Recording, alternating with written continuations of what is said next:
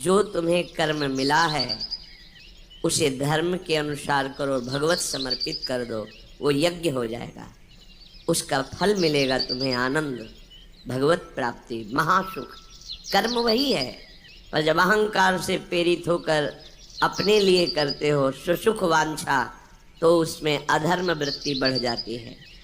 अधर्म वृत्ति निश्चित आपको भोगना पड़ेगा। यदि भगवान की शरण में हो जाओ, अबलो नशानी अबना नशई हो, वो कृपा करे तो सब क्षमा हो जाए। वो कह रहे हैं कि हम तो हम सर्वपापेभ्यो मोक्षयिष्यामि मा शुचा। नहीं तो आपका जो कर्म प्रकाशित नहीं हुआ है और आपने पाप कर्म किया वो गुप्त है, वो नष्ट नहीं हुआ, वो भयंकर रूप रख के तैयार है, अपने समय पे तुम्हें नष्ट कर देगा। एक 45-50 वर्ष की अवस्था के थे, अब उनको ज्ञान हुआ कि हमारे द्वारा बहुत अधर्म हुए हैं, अब सब छोड़ो, अब सत् कार्यों में लगो। तो उनके सामने एक स्वर्णकार का मकान था। वो बहुत ही कपटपूर्ण व्यवहार करता था, भोले भाले लोगों को असली स्वर्ण लेकर के केवल स्वर्ण का लेप करके अलंकार बेचता। अगर कोई जानता तो कुछ राज कर्मचारियों को अपने ले के अधीन किए हुए था और उसको कुछ नहीं होता। तो जो राज कर्मचारी उसके रहस्य को जानते थे वो रात में ड्यूटी देते थे। उन लोगों ने सोचा कि इतना धन इसने इकट्ठा किया है, अगर हम इसको मार देते हैं और इसका स्वर्ण ले लेते हैं तो कोई रिपोर्ट करने वाला भी नहीं होगा और हम बहुत धनी हो जाएंगे। अधर्माचरण करने वाला कभी सुखी नहीं हो सकता। स्वर्णकार अधर्म आचरण कर रहा था, तो उसके अधर्म आचरण में सम्मिलित होने वाले राज कर्मचारियों ने उसे मार दिया, उसका स्वर्ण ले लिया, धन ले लिया और उसे बॉक्स में बंद करके वो निकल ही रहे थे कि वो जो धर्म पे चलना ठाना था उन्होंने देख लिया। बाहर निकले, उनका ये क्या है, अब वो तो फंस गए क्योंकि बॉक्स में उसकी लाश थी और सब बैग झोला में स्वर्णाभूषण धन था। उन्होंने तुरंत उसको कहा, आवाज मत दीजिएगा, देखो हम तुम्हें हिस्सा दे देंगे, ये जो धन हमारे पास है इसको हम 3 हिस्से में बांट लेंगे और इसको हम नष्ट कर देते हैं, कोई जानेगा नहीं, हम राज कर्मचारी हैं, किसी तरह का फसाव नहीं होगा। उन्होंने कहा, ये मैं अधर्म का कार्य नहीं कर सकता, मैं तो अब हल्ला मचाऊंगा, सबको बुलाऊंगा और बताऊंगा कि तुमने इसकी हत्या की है और इसका धन अपहरण कर रहे थे। अब राज कर्मचारी, उन्होंने सोचा हमारी ड्यूटी भी जाएगी, धन भी जाएगा, सजा भी मिलेगी। दोनों ने इशारे में ही बात कर ली और हल्ला मचा के दौड़ पाए, पकड़ो इसे, पकड़ो, जाने न पाए। उसे पकड़ लिया, लोग इकट्ठा हुए, क्या हुआ, देखो ये धन अपहरण करके जा रहा था, इसकी हत्या कर दी। तो हम लोग गश्त लगा रहे थे तो हमें शंका हुई, आए तो देखा ये पकड़ा गया, जो धर्म से चल रहा था उसको पकड़ लिया। अब तो प्रमाण, राज कर्मचारी खुद गवाही देने के लिए तैयार, उसे बंद किया गया, मुकदमा हुआ। वो बार बार जज के सामने यही कहता था, जिसकी कसम खवाओ हम कसम खा लेते हैं, हमने बिल्कुल ये कार्य नहीं किया, ये लोग ये कार्य कर रहे थे, हमने इनको रोका तो इन्होंने मुझे साझेदारी के लिए, पर मैंने वो स्वीकार नहीं किया तो फिर इन्होंने ऐसा किया। पर उसकी कौन बात माने, राज कर्मचारी गवाही, मुकदमा लंबा खिंचा, उसे जेल में रखा गया। हर बार आके वो यही प्रार्थना करता, कई वर्ष तक चलता रहता मुकदमा, जेल का उसे बड़ा कष्ट भोगना पड़ता। वो विचार करता कि मैं अगर हिस्सा ले लेता तो बच जाता, लेकिन धर्म से चल रहा था तो देखो मुझे कष्ट भोगना पड़ा। मुझे लगता है भगवान के दरबार में न्याय नहीं है, धर्म रक्षा नहीं करता, ऐसा लगता है। एक दिन आया और रो करके यही बात कही जज के सामने कि मुझे लगता है भगवान नहीं है। क्योंकि मैं बार बार सत्य को साक्षी करके कहता हूं कि मैंने ये कर्म नहीं किया और मुझे दंड दिया जा रहा है, मुझे क्लेश दिया जा रहा है धर्म से चलने के कारण। अगर मैं सम्मिलित हो जाता तो मुझे तीसरा हिस्सा मिलता और बिल्कुल बात शांत होती। ये क्या धर्म है, कहाँ भगवान है। जज ने इस पर गौर किया। कई वर्ष वो जेल भोगता रहा, मुकदमा चलता रहा। तब जज ने गौर किया कि बार बार ये कहता है इसकी जांच की जाए, तो हत्याकांड होते ही रहते हैं। एक शव आया वहां, जज ने मंगवाया था, जो पोस्टमार्टम के लिए जाता है, मंगवाया और कहा देखो इसका कोई नहीं है, अंतिम संस्कार के लिए अपने ही लोगों को जाना है। तो 2 कर्मचारी जो थे सरकारी, जो स्वर्ण चोरी में सम्मिलित थे, उनको और उसको कहा कि बस तुम थोड़ी देर नदी के किनारे बैठे रहना, हम और लोगों को लेकर के आते हैं। और एक आदमी को छुपा के बैठा दिया और राज कर्मचारी नदी के किनारे शव को लेकर बैठे। उसको देखा जिसको बहुत कष्ट दिया जा रहा था, सारा आरोप उसके ऊपर था, जो धर्म से चल रहा था। उसे कहा माना नहीं ना, अगर मान लेता तो तीसरा हिस्सा भी मिल जाता, बात वहीं खत्म हो जाती। देखा, फंसा दिया, तेरे को आजीवन कारावास मिलेगा, कोई नहीं बचा सकता तेरे को। मेरी बात नहीं मानी, कह रहा था हल्ला मचाऊंगा, ऐसा वैसा, अब भोग। तो जज के द्वारा जो एकांत में बैठाला हुआ आदमी था, उसने पूरी बात सुनी। इसीलिए ये नाटक रचा गया था। तीनों को बुलाया और कहा तुम निर्दोष हो उस धर्मात्मा से। स्वयं इनकी आवाज से हमने सुना, ये कह रहे थे जो तुम बात कह रहे थे। तो उसने कहा कि ये तो ठीक है, अब निर्णय ठीक कर दिया, लेकिन अब कई वर्षों से मैं दंड भोग रहा था, ये कौन सा न्याय है? किस अपराध के कारण? मैं तो धर्म से चल रहा था, इसमें किंचन मात्र मेरा कोई अपराध नहीं था। फिर कई वर्ष से मैं सजा क्यों भोग रहा था? बार बार प्रताड़ना, नाना प्रकार के कष्ट क्यों भोगा मैं? जज ने कहा तुम हृदय को साक्षी करके बताओ, क्या कोई ऐसा अपराध किया है जिसका प्रकाश ना हुआ हो और तुम्हें दंड ना मिला हो? हम अब उसका कोई दंड थोड़ी तुम्हें देंगे, लेकिन तुम्हारे अंदर जो भगवान के प्रति आरोप है उसका निराकरण हो जाएगा। उसने कहा हाँ, यौवन अवस्था में मैंने किसी स्त्री को ऐसा ऐसा, और वो विरोध करने पर फिर उसे मार दिया और आज तक बात कोई प्रकाशित नहीं हुई। तो बोले फिर भगवान को क्यों दोष देते हो? वो कर्म तुम्हारा दंड अगर मिल जाता तो नष्ट हो जाता, वो कर्म सुरक्षित है। उसी कर्म ने तुम्हें यहाँ अधर्म ना होने पर भी फंसाया और देखो तुम्हें भोगना पड़ा। तो निश्चित समझो, यदि आप अधर्म के द्वारा कोई भी सुख साधन करेंगे तो आप नष्ट होंगे। अधर्म के द्वारा आप धन आदि छीनना चाहेंगे तो आप नष्ट होंगे। अधर्म कर दिया है और उसका प्रायश्चित नहीं हुआ तो वो कर्म सुरक्षित है। ऐसी जगह फंसाएगा जहाँ 100% आपने कोई अपराध नहीं किया पर आपको उसका दंड भोगना पड़ेगा। फिर आपको लगेगा कि न्याय में अन्याय हो रहा है, कोई भगवान नहीं है। देखो मैंने बिल्कुल कसम खा के कहता हूँ पाप नहीं किया, पर ये पाप का जो आरोप लगा वो पूर्व पाप आकर के तुम्हें दंडित कर रहा है। अब इस कर्म विधान को ये बहिर्मुख लोग क्या जानते हैं? तभी कहते हैं अरे कहाँ भगवान, कैसे भगवान? आज तुम धर्म से चल रहे हो, लेकिन कल तुमने जो कर्म किया तो तुम शरणागत होकर भजन के द्वारा उसको नष्ट नहीं किया ना, तो वो सुरक्षित है। अवश्य में भोक्तव्यम कृतम कर्म शुभाशुभम। इसलिए श्री भगवान आदेश कर रहे यज्ञार्थात् कर्मणोन्यत्र लोकोयम कर्म बंधनः तदर्थम कर्म कौन्ते मुक्त संगः समाचर। मुक्त हो जाओगे, न काम तुम्हें अधीन कर पाएगा, न पाप अधीन कर पाएगा, परमानंद में डूब जाओगे। केवल प्रभु के लिए कर्म करो। ये अगरबत्ती, धूप बत्ती, आरती, पूजा, प्रभु को अपना नहीं माना तो ये थोड़ा शुभ कर्म बन गया, बस ये तुम्हारा प्रायश्चित नहीं होगा। जो तुमने अधर्माचरण के अगरबत्ती धूपबत्ती से खत्म होने वाले नहीं हैं, उनके लिए तुम्हें नाम जप करना पड़ेगा, नाम कीर्तन करना पड़ेगा। नाम कीर्तनम यस्य सर्व पाप प्रणाशनम, समस्त पापों का नाश करने में समर्थ है।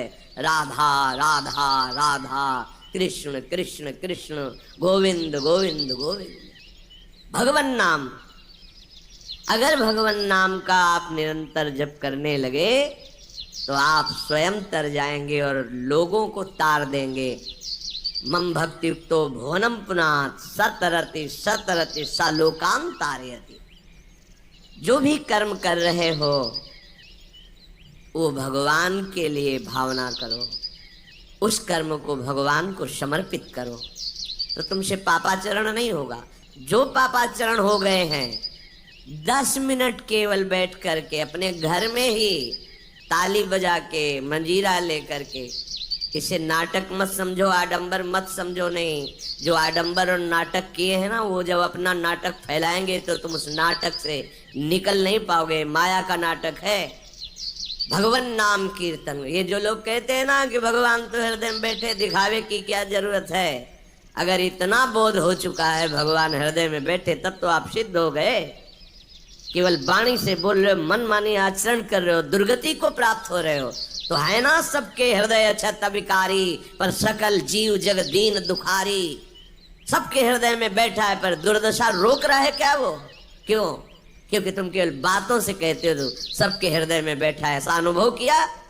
अगर ऐसा अनुभव किया तो व्यभिचार किसके साथ करते हो, चोरी किसकी करते हो, हिंसा किस, कपट किससे, द्वेष किससे? बस केवल बातों से बात नहीं बनती। ये कर्म बातों से नष्ट नहीं होता, इसके लिए अनुष्ठान करना होगा नाम का। चाहे जैसी परिस्थिति हो, चाहे जो हो, जैसे भी हो, तुम्हारा मंगल होगा। अहो वत्सपचतो घरियान यज्जिभ्यागे वर्तते नाम तुभ्यम। वो नीच आचरण करने वाला, अभक्ष पदार्थ खाने वाला भी यदि भगवान नाम उच्चारण करता है तो परम पावन हो जाता। अहो आश्चर्य की बात, बड़े बड़े प्रायश्चित जिसे पावन नहीं कर सकते, भगवान नाम उसे पावन कर देता है। जैसे हरिवंश विचार के मनुज देह गुरु शरण गई, सकई तो सब पर पंच तजी कृष्ण कृष्ण गोविंद कही। कृष्ण कृष्ण गोविंद क्या जाता है? हम तो ये नहीं कह रहे कि तुम नहा के जपो, तुम ऐसा करो, जैसे हो जहां हो, गोविंद गोविंद राधा राधा राधा वल्लभ श्री हरिवंश, तुम पावन हो जाओगे प्यारे। तुम्हारी दुर्गति, तुम्हारी विपत्ति, तुम्हारी उन्नति में जो बाधक कर्म है उनको नष्ट करो। किसी से भीख मांगने की जरूरत नहीं, कृपा की। अगर नाम जप नहीं तो कहीं भी भाग के चले जाओ, देख लो तुम्हें क्या मिलता है। नाम जप करो, तुम स्वयं देने वाले बन जाओगे, मांगना मिट जाएगा जन्म जन्म का। विश्वास करो, जैसे भी हो। नहीं छोड़ पा रहे गंदी बातें, शुरू करो, नाम को तो अंदर लाओ, वो तुम्हें इतनी सामर्थ्य देगा, सब छूट जाएगा, सब छूट जाएगा। विश्वास करो। आज तक जितने बड़े बड़े ऊंचाई के पद पर पहुंचे हुए महात्मा हैं, सबके मूल में नाम पाया गया। निरंतर नाम जप, निरंतर अभ्यास करने से होता है। विश्वास करो, इसके बराबर न तीर्थयाटन है, न कोई अन्य साधन है। नाम कलयुग केवल नाम आधारा, सुमिर सुमिर नर उतर ही पारा। जिसने नाम का आश्रय ले लिया महासुखी हो गया। पर जब तक तुम्हारे पाप कर्म भस्म नहीं होते, तब तक तुम्हें आनंद नहीं मिलेगा।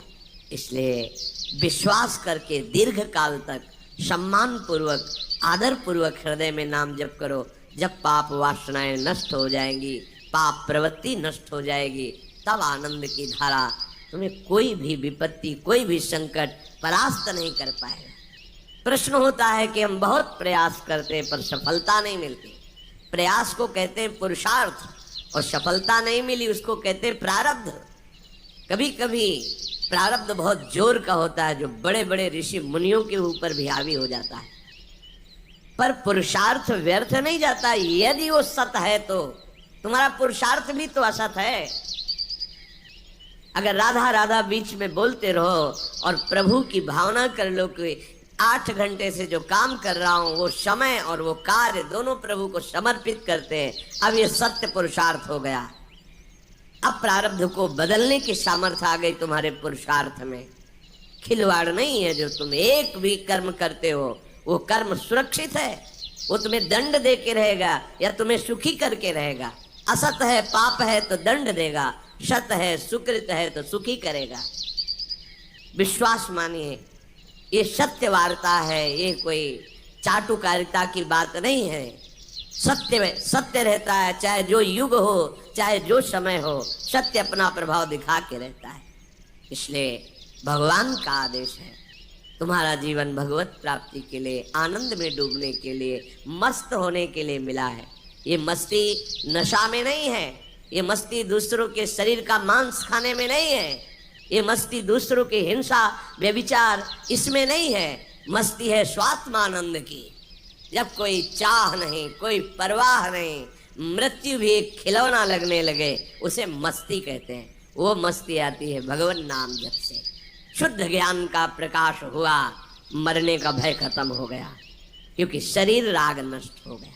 इसलिए सावधान होकर जो जहां जैसी भी परिस्थिति में हो, भगवान नाम सदैव अपने पास रखो। राधा राधा कृष्ण कृष्ण गोविंद गोविंद, देख लेना, निहाल हो जाओगे, निहाल हो जाओगे, मस्त हो जाओगे। हमारी बात मान लो, हमारी प्रार्थना मान लो, कुछ इसमें नहीं लगता। इसमें न पैसा देने की बात कर रहे, ना कोई संयम नियम की बात कर रहे। जैसे बने, मन नहीं लगता मत लगने दो, बड़ा दुष्ट है। ये लगता है हमें दुर्गति कराने के लिए। अगर इसकी हाँ में हाँ मिलाओगे तो ऐसे निंदनीय कर्म कराता है, घृणा होती है अपने मन से। देखो ना, झांक के देखो ना मन को, कभी ये तृप्त नहीं हुआ। वही गंदी बात, वही गंदा चिंतन, वही गंदे आचरण की प्रेरणा। इस दुष्ट को मित्र मानते हो, ऐसे मन को। जो हमारा खास दुश्मन है वो मन है, वासनाओं में फंसा हुआ, वासनाओं की प्रेरणा करने वाला दुश्मन मन है। इस मन को डंडे से मारो। डंडा है हरिनाम, जितना जपोगे मन उतना ही सावधान रहेगा। कृष्ण कृष्ण गोविंद गोविंद गोविंद निरंतर रटन करो। राधा राधा राधा। क्या जाता है, जिह्वा से नाम उच्चारण कर रहे, शरीर से अच्छे कर्म कर रहे हैं, विचार अपने आप पावन होने लगेंगे। विचार पावन हुआ तो महात्मा हो गया, चाहे वो गृहस्थ हो चाहे वो विरक्त हो। तो ध्यान दीजिए, हमारे पुरुषार्थ को प्रबल करने वाला और प्रारब्ध को नष्ट करने वाला एक ही महान समर्थ है, भगवान नाम। इसके सामने कोई साधन बराबरी नहीं कर सकता। ये महामहिम नाम भगवान का है, भगवान को भी अधीन करने की सामर्थ्य रखता है। ये जो निकृष्ट भाव बैठा हुआ है, बेटी हुई उदास हो गए, लड़का हुआ थाली बजाओ घंटा बजाओ, जिससे बहुत बड़ा, बिल्कुल ठीक नहीं है। ये बेटा होता किससे है? बेटी से ही होता है। तुम किससे हुए हो? किसी माँ से हुए हो। वो क्या थी? किसी की बेटी ही थी। कैसी मूर्खता छा गई है, गर्भस्थ बेटी की कोई परवाह न करके उसको, ये क्या है? कितने राक्षस वृत्ति में आ गए हैं हमारी। राक्षस भी अपने बच्चों को नहीं खाते। कितनी राक्षसी बुद्धि है। हम सुंदर दिखना चाहते हैं, समाज में सम्मान पाना चाहते हैं, और पाप कर्म कैसा? बेटी है गर्भ में, हत्या करा दो, नहीं चाहिए। तो बेटा कहाँ से पैदा होगा? वो किसी की बेटी से ही तो पैदा हो रहा है। कैसी मूढ़ता छा जाती है। वैसे भी शास्त्र में स्त्री हत्या करना बहुत बड़ा महापाप कहा गया है। फिर भ्रूण हत्या, गर्भ हत्या, गर्भस्थ शिशु की, उसमें भी कन्या, सर्वनाश। इसके बाद फिर रोते हैं, हमने कौन सा पाप किया, भगवान ने हमारा पुत्र छीन लिया। कौन सा पाप किया, भगवान ने ऐसा कर दिया। अरे अपने डायरी में तो लिखा करो कि तुमने कौन से पाप किए हैं। फिर जब परिणाम आवे तो सोचोगे तो लगेगा बहुत हल्के में निपाट रहे हैं भगवान, हमें तो बहुत कष्ट मिलना चाहिए। कैसी कैसी निर्दयता बैठ गई हो। हम मनुष्य कहलाते हैं, सदगृहस्थ कहलाते हैं, गर्व से चलते हैं, और गर्भस्थ शिशु की हत्या करते हैं। मान जाओ, ना सत्संग सुन रहे हो, ना शास्त्र स्वाध्याय कर रहे हो, इसलिए तुम्हें पता नहीं कि तुम कौन सा पाप कर रहे हो। ऐसे ये पाप, कुछ पाप ऐसे हैं जिनको वज्र की लीक कहा गया। वज्र की लीक में मिटाल नहीं सकते, तुम्हें भोगना पड़ेगा। जो गृहस्थ है और संतान नहीं है, उस जीवन को सार्थक करने के लिए अपने गृहस्थ जीवन का त्याग करो, तीर्थ धाम कहीं वास की व्यवस्था करो और दोनों मिलकर भजन करो, अपने शरीर को पूरा करो, तो जीवन सार्थक हो जाएगा। अगर गृहस्थ है, संतान है, पढ़ाओ लिखाओ, उसको उसी योग्य करो जैसे तुम्हारे माता पिता ने किया है, तो तुम उस ऋण से मुक्त हो जाओगे। और फिर भी भजन करो, भजन ही तुम्हें भगवान की प्राप्ति कराएगा। दूसरा, जो अपने धर्म से भ्रष्ट हो चुका है, उसका जीवन व्यर्थ है। आपका एक धर्म है, सबसे पहला धर्म है मनुष्य धर्म। मनुष्य का क्या कर्तव्य है?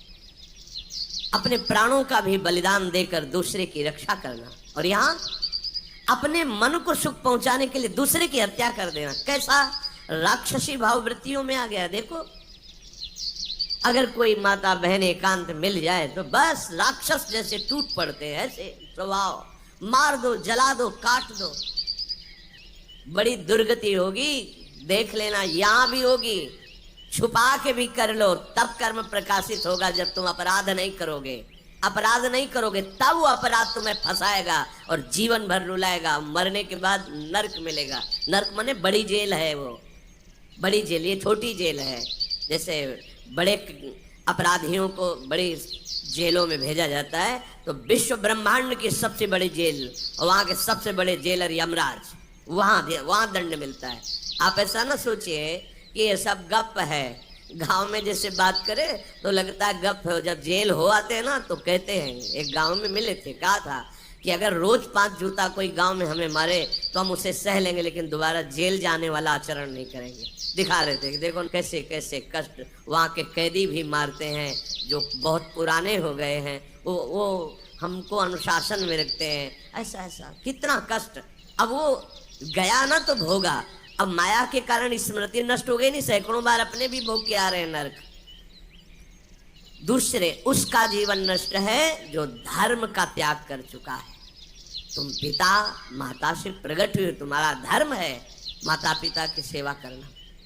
वयोवृद्ध बेचारे माता पिता उठने बैठने में असमर्थ हैं, आप पैसे कमाने के लिए अपनी बहुली निकल गए, अब वो कष्ट भोग रहे हैं। ना उनको देखना है, ना उनकी व्यवस्था करना है, मरने दो तो ठीक है।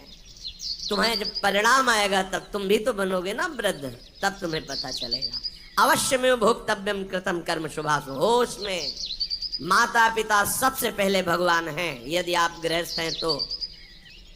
अगर आप बाल्यावस्था से भगवान के मार्ग का अनुसरण कर रहे हैं तो फिर भगवान प्रणत कुटुंब पाल रघुराई, भगवान व्यवस्था कर देते हैं। वैराग्य मार्ग में लौटकर पीछे नहीं देखा जाता। हमारे भगवान के अवतार माने गए महाप्रभु चैतन्य देव, नवयुति विष्णु प्रिया जी माता सची छोड़ के चल दिए। आद्य गुरु भगवान शंकराचार्य भगवान के अवतार माँ केवल छोड़ के चल दिया। भगवान के मार्ग में यदि ऐसे चले तो भगवान संभाल लेते हो, परम पद मिलता है 21 पीढ़ियों को। माँ तो बिल्कुल नजदीक है, 21 पीढ़ियों को भगवत प्राप्ति हो जाती है। और शब्द है प्रणत कुटुंब पाल रघुराई, भगवान स्वयं उसके परिवार का पोषण करते हैं। पर यदि गृहस्थ धर्म में हो और अपने माता पिता का त्याग कर दिया, उनकी सेवा नहीं करते, वो दुख भोग रहे, तो नरक यंत्रणा मिलेगी और जीते जी तुम उन्नति को प्राप्त नहीं हो सकते। तुम्हें भले उन्नति दिखाई देती हो, बाद में परिणाम देख लेना आप।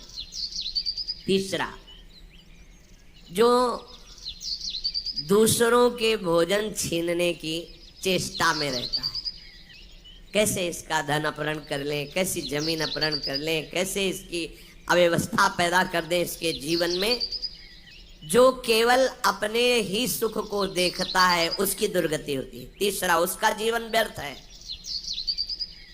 जो दूसरों के सुख का अपहरण करके सुखी होना चाहता है, सदैव केवल अपने सुख में डूबना, सोचना कैसे मैं सुखी हो जाऊं, अधर्माचरण करूं, छीन लूं, क्या करूं, कैसे करूं, उसका जीवन व्यर्थ है।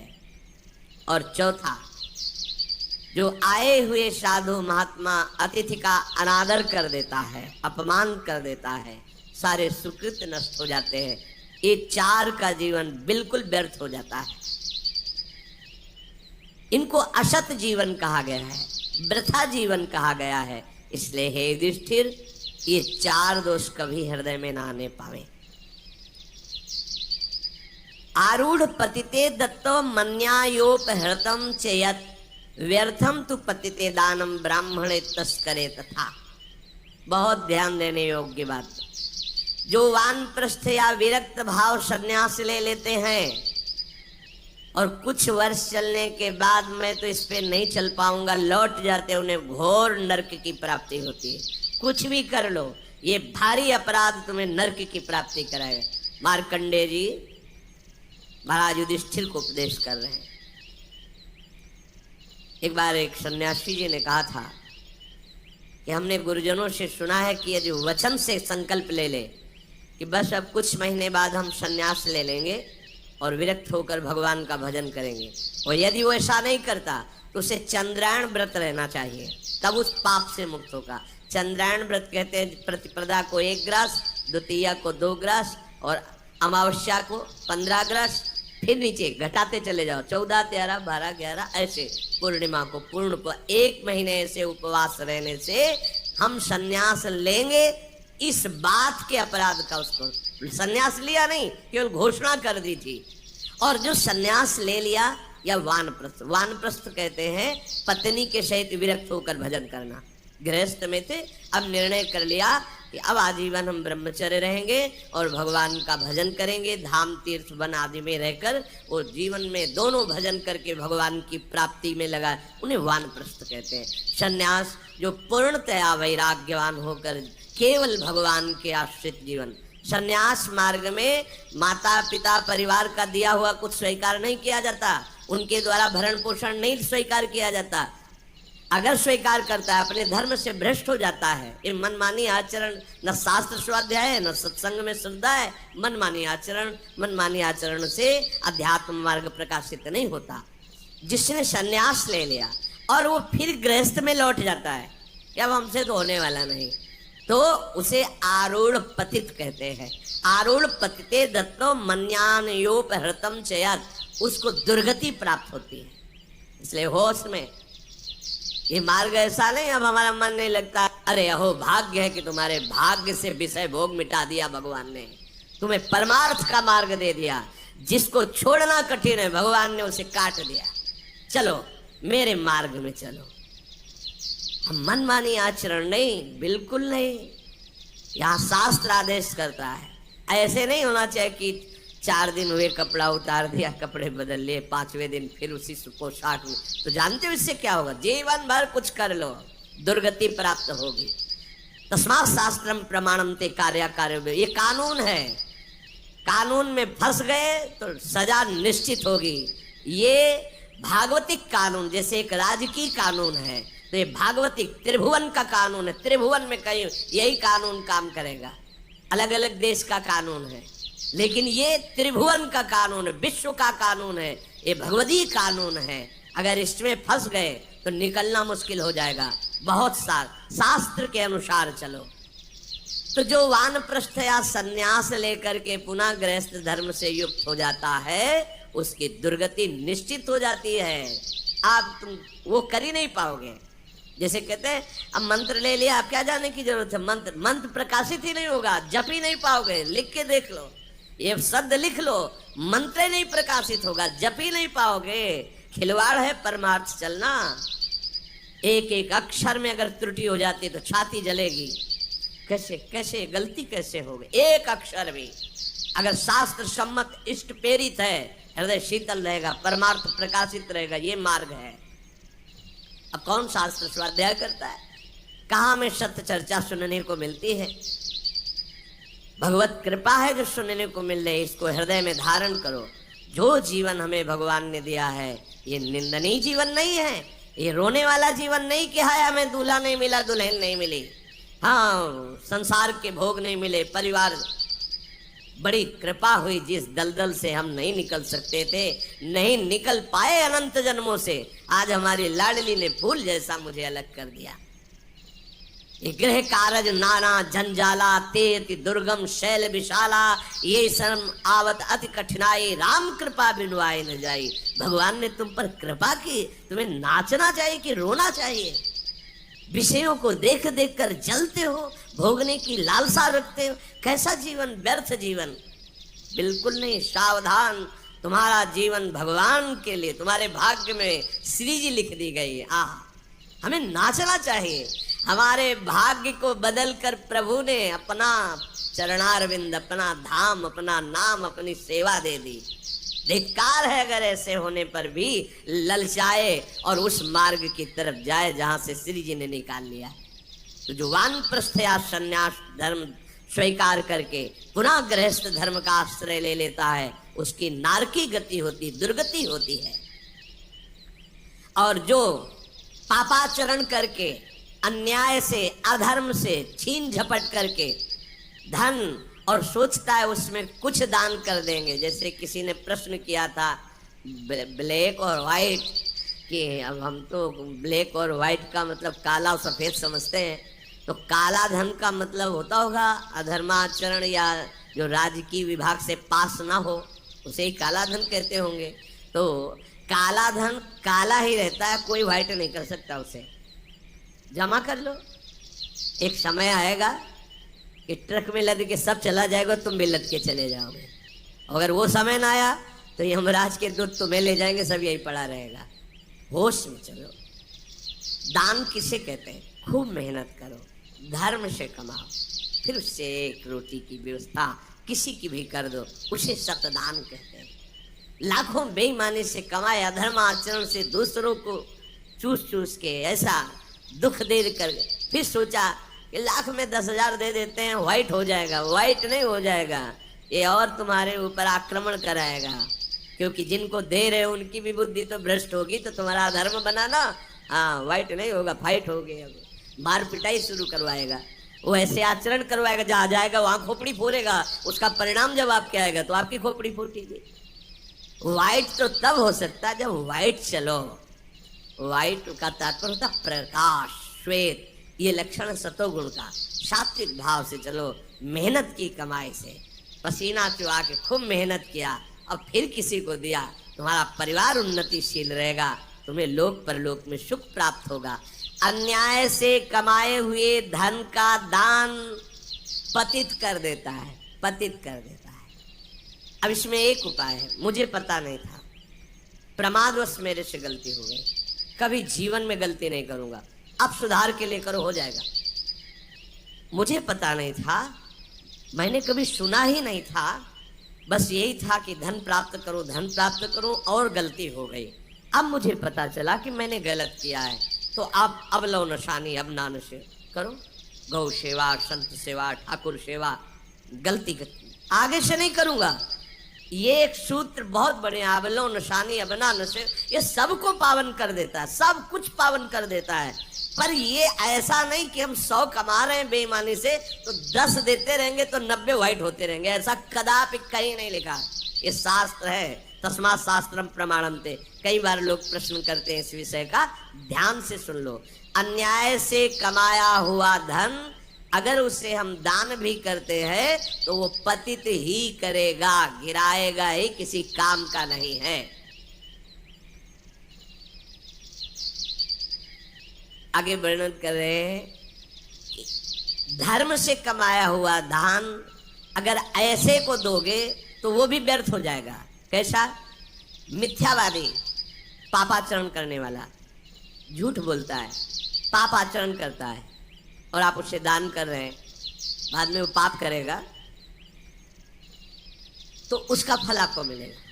उसके पाप के बढ़ावे में आप साझेदार हुए, आपका जो दान था उसके पाप में बढ़ावा देगा, आपको उसको साझेदारी का फल भोगना पड़ेगा। कृतज्ञ, जो दूसरे के किए हुए को उपकार को नहीं मानता, अभिमानी और मदिरा पान करने वाला, अब आपसे पैसा लिया, शराब पिया, गंदे आचरण किए, आप उसके हिस्सेदारी बने। ऐसा थोड़ी दान की कोई मांग रहा है दे दो, बहुत पात्र और अपात्रता का निर्णय करके दिया जाता है। ऐसे नहीं कि मांग रहा है तो देना ही पड़ेगा, नहीं, हमें अधिकार समझ में आवे कि हमारे द्वारा दिए हुए धन का सदुपयोग हो रहा है, वहां पात्र देख करके धन आदि का दान किया जाता है। जो पतित हो चुका है, जो अधर्म व्यवसायी है, जो तमोगुण से आवृत रहते हैं और अंदर क्रोध भरा रहता है, अहंकार पूर्वक दान करते मेरा सम्मान हो, ऐसे का दान ही नहीं स्वीकार करना चाहिए। ऐसे का दिया हुआ दान व्यर्थ हो जाता है, उसे निश्चित अन्य योनियों में जाके कष्ट भोगना पड़ता है। तामसी अहंकारी दान करने वाला परिणाम में दुख ही भोगता है। मैंने दिया, ये मैंने बनवाया, ये मैंने किया, ये तमोगुण का लक्षण अहंकार है। श्रेष्ठ मंत्रवेत्ता सतमार्ग में चलने वालों को दैन्य होकर छुपा कर दान देना, ये उत्तम लोगों की प्राप्ति कराने वाला है। देखना है, धर्म से चलता है। हम जो धन देंगे उसका धर्म में प्रयोग होगा। मंत्रवेत्ता है, निरंतर मंत्र का अनुष्ठान करता रहता, पावर है। अगर हमारा धन ऐसी जगह गया तो हमारे पापों का नाश करके उत्तम लोगों की प्राप्ति कराएगा।